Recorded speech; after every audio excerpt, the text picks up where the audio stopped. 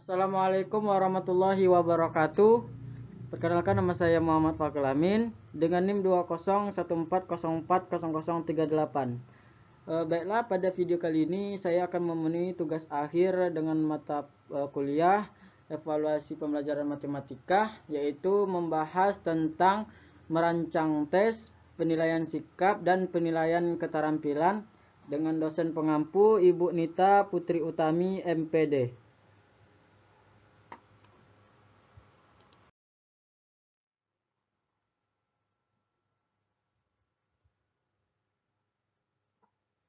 Adapun pokok pembahasan yang kita akan bicarakan, yang pertama yaitu merancang tes, yang kedua penilaian sikap, dan yang ketiga yaitu penilaian keterampilan.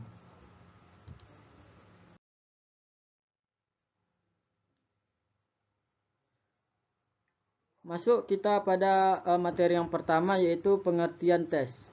Apa itu pengertian tes? Tes ialah pemberian suatu tugas atau rangkaian tugas dalam bentuk soal atau perintah yang harus dikerjakan oleh peserta didik, yaitu hasil pelaksanaan tugas tersebut digunakan untuk menarik kesimpulan tertentu terhadap peserta didik. Kemudian adapun tabel berikut ini yaitu instrumen penilaian pengetahuan, yang mana kisi-kisi soal tes tersebut saya ambil dari sekolah SMA 6 Semarang. Di sini ada beberapa tabel. Yang pertama itu ada kompetensi dasar, indikator pencapaian kompetensi, indikator soal, bentuk tes, kemudian dimensi proses kognitif, nomor soal, dan bentuk soal. Adapun untuk kompetensi dasarnya yaitu menentukan dan menganalisis ukuran, permusatan dan penyebaran data yang disajikan dalam bentuk tabel, distribusi, frekuensi, dan histogram. Kemudian indikator pencapaian kompetensinya yaitu memecahkan masalah yang berkaitan dengan mendata berkelompok dengan cara langsung. Adapun untuk indikator soalnya terdiri dari 6 indikator. Yang pertama yaitu ada peserta didik mampu menentukan rata-rata data perkelompokan dengan cara langsung. Yang kemudian peserta didik mampu menentukan rata-rata dengan berkelompok dengan cara langsung dari suatu histogram titik tengah. Kemudian peserta didik mampu menentukan rata-rata suatu data. Kemudian peserta didik mampu memecahkan masalah yang berkaitan dengan rata-rata data berkelompok. Kemudian peserta didik mampu menentukan dengan rata-rata data berkelompok dengan cara langsung dari suatu histogram tepi bawah. Kemudian yang terakhir, peserta didik mampu memecahkan dan menyampulkan masalah yang berkaitan dengan rata-rata data berkelompok dalam permasalahan kontekstual. Kemudian untuk bentuk soal tes itu semuanya tertulis dari indikator soal yang ada 6 tadi. Kemudian untuk dimensi proses kognitifnya yaitu ada di mana ada C3 dan ada 2 yang C4. Kemudian untuk bentuk soalnya ada bentuk soal dengan PG itu ada 5 indikator soal. Kemudian yang terakhir yaitu untuk uraian. Lanjut kita pada instrumen penilaian pengetahuan. Di sini saya mengambil dari SMA Negeri 6 Semarang. Kemudian adapun untuk petunjuk pengertian soal, bahwasanya jawaban soal di bawah ini jawablah soal di bawah ini dengan benar. Untuk soal uraian silahkan kerjakan pada buku tugas, kemudian hasilnya dikirimkan lewat akun School sesuai waktu yang telah ditentukan. Yaitu yang pertama ada pilihan ganda, yang dimana soalnya ada 5. Yang pertama yaitu perhatikan tabel berikut ini. Di situ ada yang nilai, dan juga frekuensi. Maka soalnya yaitu nilai rata-rata dari tabel di atas adalah. Maka di situ kita disuruh untuk mencari nilai rata-ratanya. Kemudian untuk soal yang kedua, yaitu data berat badan 20 siswa disajikan pada diagram berikut. Maka rata-rata berat badan siswa adalah di samping itu ada tabel diagram, maka kita disuruh untuk mencari nilai rata-rata berat badan siswa yang sebanyak 20 siswa tersebut. Kemudian kita lanjut ke soal yang ketiga, yaitu rata-rata hitung nilai matematika 60 siswa adalah 6,4. Jika rata-rata dari 35 siswa pertama adalah 6,5, maka rata-rata nilai 25 siswa yang lain ialah. Kemudian kita lanjut ke soal keempat, yang dimana soalnya seorang siswa melakukan pengukuran berat badan teman-temannya. Sekolah yang mencatat pada tabel distributif frekuensi, dia sudah menghitung ratanya berat badan teman sekelasnya, yaitu 47,25 kg. Suatu hari catatan hasil pengukuran tersebut terkena air hujan, sehingga ada bagian frekuensi yang tidak jelas tertulis seperti tabel berikut. Jumlah frekuensi yang tidak jelas, di mana tabelnya ada berat, kemudian ada FI. Di sini kita disuruh mencari FI yang kosong, yaitu yang berat badannya 35 sampai dengan 59, dan FI-nya di situ kita disuruh mencarinya. Kemudian untuk soal yang kelima, yaitu perhatikan histogram di bawah ini dengan rata-rata dari data di bawah ini, yaitu kita disuruh mencari nilai rata-rata histogram pada tabel di samping itu. Kita lanjut. Adapun contoh soal uraian yang pertama, yaitu gaji bulan dari pekerja suatu pabrik, ya kita namakan dengan Pabrik Jaya, dicatat dan disajikan pada tabel berikut, di mana gaji bulannya dikali dengan Rp10.000 dan untuk frekuensinya. Kemudian nilai rata-rata gaji karyawan tiap bulannya Rp867.000. Jika bulan depan gaji setiap karyawan naik Rp50.000, maka tentukan rata-rata gaji karyawan pekerja pabrik bulan depan. Berikan kesimpulan terhadap gaji tersebut dan sesudah adanya kenaikan. Kemudian tentukan data kelompok dengan menggunakan cara langsung.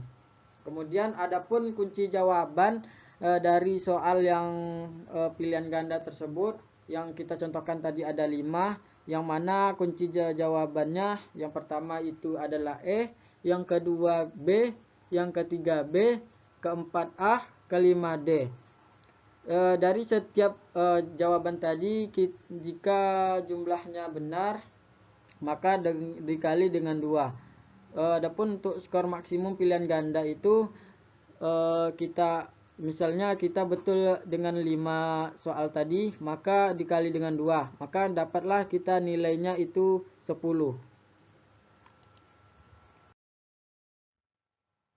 Lanjut ke tabel berikutnya, yaitu kunci jawaban soal uraian tadi, yaitu rubrik penilaian, di mana tadi nomor 1 yaitu alternatif jawaban.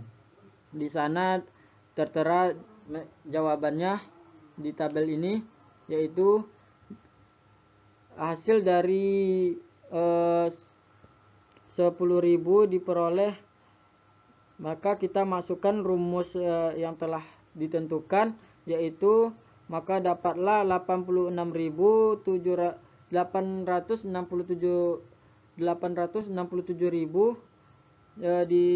sama dengan 835.000 ditambah dengan 78.000 per 96 ditambah X.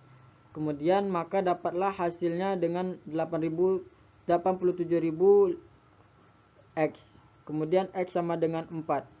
Kemudian untuk rubrik penilaiannya itu ada 4, 2, dan 2. Kita buat tabel baru yaitu gaji bulan depan, di mana masing-masing gaji karyawan kita tambahkan dengan 50.000. Baik, kita untuk gaji ini bisa teman-teman lihat di tabel berikut, yang mana F1, X1 dan F1 dan X1. Di situ tertera bahwasanya ada angka-angka jawaban dari setiap gaji yang ditambahkan oleh 50.000 tersebut. Kemudian nomor soal yang tadi, lanjutan yang tadi.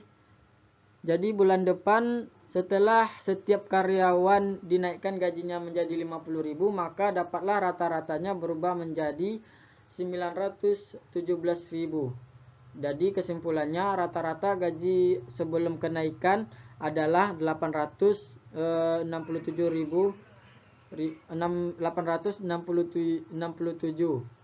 Kemudian rata-rata gaji setelah kenaikan 50.000 dapatlah menjadi 917.000. Artinya jika suatu ada rata-ratanya adalah P, maka jika setiap data ditambah dengan A, maka rata-rata data yang baru menjadi P ditambah dengan A. Adapun maka dapatlah skornya itu menjadi 10. Kemudian untuk pedoman penskorannya, rumusnya itu nilai sama dengan skor yang diperoleh per 20 dikali dengan 100. Adapun masuk kita pada pembahasan yang kedua, yaitu penilaian sikap. Di sini ada beberapa contoh yang saya tampilkan nanti. Yang pertama itu contoh pertama, yang dimana pedoman pengamatan sikap spiritual. Dengan petunjuknya ada dua. Yang pertama, berikan tanda checklist pada kolom yang sesuai dengan mengacu pada ketentuan berikut. Yang dimana ketentuan berikut ada yang tidak pernah, ada kadang-kadang, sering, selalu. Yang mana maksudnya itu untuk tidak pernahnya, jika Anda tidak pernah melakukan sesuatu pernyataan yang ada. Kemudian untuk yang kadang-kadangnya, jika Anda kadang-kala melakukan dan seringkali tidak melakukannya. Kemudian untuk yang sering, yaitu jika Anda sering melakukan dan kadang-kala tidak melakukannya. Kemudian yang terakhir itu selalu, yaitu jika Anda senantiasa melakukannya, selalu pernyataan yang ada. Kemudian untuk petunjuk yang kedua, yaitu ada lembaran isi ini di sini diisi oleh guru. Ini wajib diisi oleh guru, yang itu nama, materi, dan tanggal untuk pengamatannya. Yang dimana tabel ini ada 5 aspek pengamatan, dimana yang pertama berdoa setiap akan atau usai melakukan aktivitas, kemudian memberikan salam kepada orang lain ketika akan selesai mengutarakan pendapat.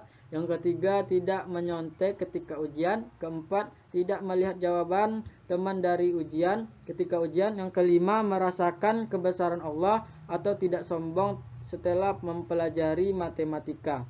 Untuk kategorinya terdiri tadi ada 4 kategori, yang itu tidak pernah, kadang-kadang, sering, dan selalu.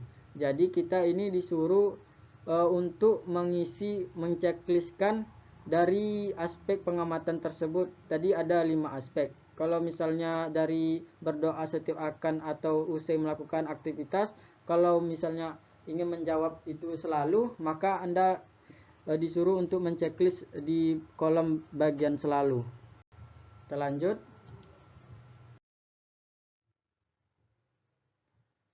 Masih dari penilaian sikap contoh yang kedua, yaitu yang pertama memberikan penilaian dengan menggunakan angka dari 1 sampai 4 pada kolom yang bersesuaian dengan perilaku yang muncul pada diri siswa, mengacu muncul tidak relevan pada diri siswa mengacu pada kriteria berikut. Yang pertama itu ada bila perilaku atau sikap yang muncul tidak relevan dengan aspek sikap. Yang kedua, bila perilaku atau sikap yang muncul kadang-kadang relevan dan aspek yang ada. Yang ketiga, bila perilaku atau sikap yang muncul sering relevan dengan aspek yang ada. Yang keempat, yang terakhir, bila perilaku atau sikap yang muncul senantiasa konsisten dengan aspek sikap. Kemudian yang kedua untuk petunjuknya, yang kedua, lembaran ini diisi oleh guru, yang dimana yang diisi oleh guru hari, tanggal, kelas, dan materi. Adapun teman-teman bisa lihat pada tabel berikut yang dimana ada nama siswa, sikap, dan sikapnya tadi ada tidak terlambat ketika masuk kelas, kemudian disiplin dalam mengumpulkan tugas, kemudian yang kelima serius dalam mengerjakan tugas, keempat tidak mudah putus asa, dan yang kelima berani mencoba hal-hal yang baru, dan dikasih keterangan oleh guru tersebut. Adapun untuk penilaian sikap contoh yang ketiga yaitu lembar penilaian diri. Adapun untuk petunjuknya, berikanlah penilaian dengan cara membutuhkan tanda checklist pada kolom yang sesuai. Kriteria yang perlu Anda perhatikan adalah sebagai berikut. Sama seperti yang contoh yang pertama tadi, yang dimana ada tidak pernah, ada kadang-kadang, ada sering, dan juga yang terakhir ada yang selalu. Yaitu ada di situ untuk tidak pernahnya, bila Anda tidak pernah melakukan sesuatu pernyataan. Kemudian yang kadang-kadangnya yaitu maksudnya bila Anda kadang-kala melakukannya namun sering tidak melakukannya. Kemudian yang sering itu yaitu bila Anda sering melakukannya namun kadang-kala tidak melakukannya. Yang terakhir yaitu selalu, di mana selalu ini bila Anda kerap atau senantiasa melakukannya sesuai dengan pernyataan. Kemudian petunjuk yang kedua itu di mana guru harus mengisi yang dimana nama siswa, kelas atau materi dan materi. Di sini bisa dilihat tabel di bawah ini yang mana ada aspeknya, kemudian ada juga skala. Di sini ada terdiri dari 5 aspek. Yang pertama, saya senantiasa disiplin datang ke sekolah. Kemudian yang kedua, saya mengerjakan tugas matematika yang diberikan oleh guru. Yang ketiga, saya mengumpulkan tugas dengan tepat waktu. Kemudian yang keempat, saya tidak mudah putus asa ketika dihadapkan pada soal matematika. Yang kelima, saya berani mencoba cara-cara baru ketika dimintai menyelesaikan soal-soal matematika. Di samping itu kita ada skala. Di situ kita disuruh untuk menceklis mana yang ketentuan dari petunjuk yang pertama tadi, yang dimana ada tidak pernah, kadang-kadang, sering, dan selalu. Maka di situ kita disuruh untuk menceklisnya. Kita lanjut. Lanjut pada contoh penilaian sikap yang keempat yaitu lembar penilaian teman sebaya, di mana ketentuannya itu petunjuknya berikan penilaian kepada teman Anda dengan cara membutuhkan tanda checklist pada kolom yang sesuai. Di sini ada teman yang Anda dinilai, tulis namanya, tanggal penilaiannya, kemudian materi apa yang akan Anda nilai. Di sini juga ada terdiri dari 5 aspek. Yang pertama, tidak sering terlambat datang ke sekolah. Yang kedua, senantiasa menyelesaikan tugas-tugas matematika yang diberikan oleh guru. Yang ketiga, tidak pernah terlambat mengumpulkan tugas matematika yang diberikan oleh guru. Yang keempat, tidak menyontoh ketika diberikan tugas matematika oleh guru. Yang kelima, mencoba cara-cara baru ketika diminta menyelesaikan soal-soal matematika. Di mana kita disuruh untuk menilai apakah itu benar kita melakukannya. Kalau jika benar, kita checklist ya, tidak. Di mana aspek tadi kita contohkan pada aspek yang pertama, di mana tidak sering terlambat datang ke sekolah. Itu kita menilai teman kita tersebut. Apakah dia benar-benar tidak terlambat datang sekolah? Maka kalau tidak terlambat kita checklist tanda di kolom tidak. Begitupun seterusnya pada contoh soal dari aspek yang seterusnya. Kemudian yang terakhir, materi terakhir yaitu penilaian keterampilan. Yaitu penilaian keterampilan merupakan penilaian yang dilakukan untuk mengukur kemampuan peserta didik dalam menerapkan pengetahuan untuk melakukan tugas tertentu di berbagai macam konteks keterampilan sesuai dengan indikator pencapaian kompetensi atau disebut dengan IPK. Kita lanjut. Adapun contoh dari penilaian keterampilan itu, di sini saya mencontohkan dari yang dapat, yaitu dari SMA 6 Semarang, di mana yaitu ada kompetensi dasarnya, yaitu menyelesaikan masalah yang berkaitan dengan penyajian data hasil pengukuran dan pemecahan dalam tabel distribusi frekuensi dan histogram. Kemudian IPK-nya menyelesaikan masalah yang berkaitan dengan mens data berkelompok.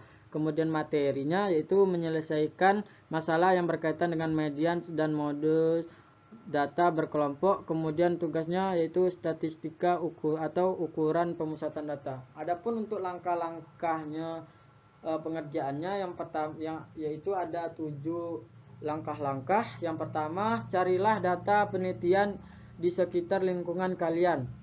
Kemudian setiap kelompok membuat minimal 2 permasalahan yang menyelesaikannya. Yang ketiga, dari data tersebut sajikan data tersebut ke dalam bentuk tabel distribusi frekuensi. Kemudian gambarkan histogramnya. Keempat, dari data tersebut carilah mens, median, modusnya. Kemudian yang kelima, permasalahan dan penyelesaian yang telah dibuat oleh kelompok ditulis dalam laporan yang berbentuk makalah atau Word. Kemudian yang keenam, buat tabel rencana kegiatan penyelesaian tugas proyek lengkap dengan jadwal yang uraian tugas anggota. Ketujuh, yaitu laporan dikumpulkan paling lambat 3 minggu setelah tugas itu diberikan. Kemudian adapun untuk rubrik penilaian proyek tersebut, diantaranya ada kriteria dan juga ada penskoran. Untuk kriteria dari penskoran A nilainya yaitu 100 sampai 86 sampai dengan 100, maka untuk kriterianya yang pertama ada 5 kriteria, yang dimana 5 kriteria ini antara lain permasalahan dan penyelesaiannya sudah benar dan sesuai dengan konsep materi laporan. Kemudian yang kedua, laporan memuat perencanaan, pelaksanaan, dan pelaporan. Ketiga, bagian perencanaan membuat tujuan kegiatan yang jelas dan pembagian tugas anggota kelompok. Yang keempat, bagian pelaksanaan memuat proses pengumpulan data yang baik. Kelima, bagian pelaporan memuat permasalahan yang dibuat sendiri oleh kelompok. Adapun untuk skor B atau nilainya 7 sampai dengan 85, yaitu terdiri dari 6 kriteria, yang diantaranya permasalahan sebagian besar sudah benar dan sesuai dengan konsep materi yang dipelajari. Kemudian laporan memuat perencanaan. Yang ketiga, bagian perencanaan memuat tujuan kegiatan yang jelas dan pembagian tugas anggota kelompok. Yang keempat, bagian pelaksanaan membuat proses pengumpulan data yang baik. Yang kelima, bagian pelaporan belum memuat permasalahan yang dibuat sendiri oleh kelompok dan hanya mengambil dari buku sumber atau internet. Yang terakhir, kerjasama kelompok sangat baik. Kemudian adapun untuk skor dari C tersebut yaitu 65 sampai dengan 74. Di situ ada 5 kriteria. Di situ bisa teman-teman lihat di tabel saya. Kemudian adapun untuk penskoran yang nilainya D atau di bawah, nilainya itu di bawah dari 65, itu ada 6 kriteria juga. Kemudian adapun untuk penskoran nilai 0, yaitu untuk kriterianya tidak melakukan tugas proyek tersebut.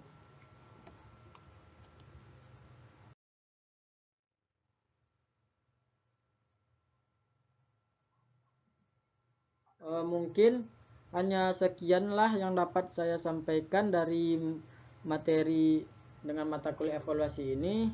Saya akhiri. Assalamualaikum warahmatullahi wabarakatuh.